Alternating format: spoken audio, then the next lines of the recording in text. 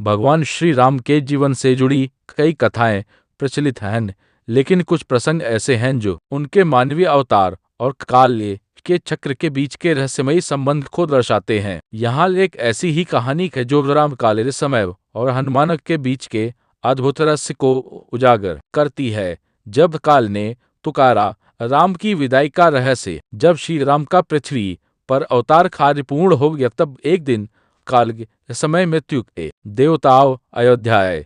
काल जानते थे कि जब तक परम भक्त हनुमान श्री राम के द्वार पर पहरा दे रहे हैं, वे महल के भीतर प्रवेश नहीं कर सकते और नहीं राम जी को उनके वैकुंठ गमन का समय स्मरण करा सकते हैं। हनुमान को भ्रमित करना। श्री राम अपने परम भक्त हनुमान के प्रति अगाध प्रेम रखते थे, लेकिन उन्हें सृष्टि के नियम का पालन भी करना था। हनुमान को द्वार से हटाने के लिए प्रभु ने एक कौतुक करचा। उन्होंने अपनी अंगूठी फर्श के एक छेद में गिरा दी और हनुमान से उसे लाने को कहा। पातालकार रहस्यमयी दृश्य हनुमान जी में सूक्ष्म रूप धारण किया और उस छेद में प्रवेश कर गए।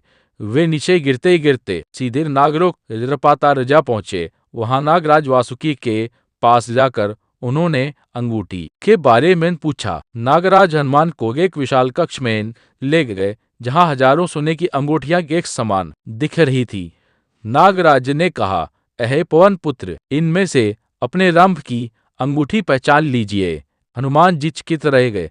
उन्होंने जो भी अंगूठी उठाई वह प्रभु श्री राम की ही थी। उन्होंने व्याकुल होकर पूछा, यहाँ कितनी सारी एक जैसी अंगूठियां क्यों हैं? ये समय का चक्र अलचक्र। नागराज ने मुस्कुराते हुए एक गहरा रहस्य उजागर किया। उन्होंने कहा, कहे वीर, यह सृष्टि चक्रों में चलती है। हर अल्पर में श्री राम अवतार लेते हैं और हर बार वह इसी तरह अपनी अंगूठी नीचे गिराते हैं ताकि आप उसे ढूंढने यहाँ आए। ऊपर अयोध्या में उनके शरीर त्यागने का समय आ चुका है। आप जितनी बार यहाँ आएंगे आपको नई अंगूठी मिलेगी। यह इस बात का प्रमाण है कि कई राम आए और गए और यह चक्र अनंत है। सत्य का बोध हनुमान जी को समझ आ गया कि यह प्रभु की ही माया थी। उन्हें संदेश में जाया कि शरीर नश्वर है और राम एक शाश्वत तत्व हैं जो हर युग में आते हैं।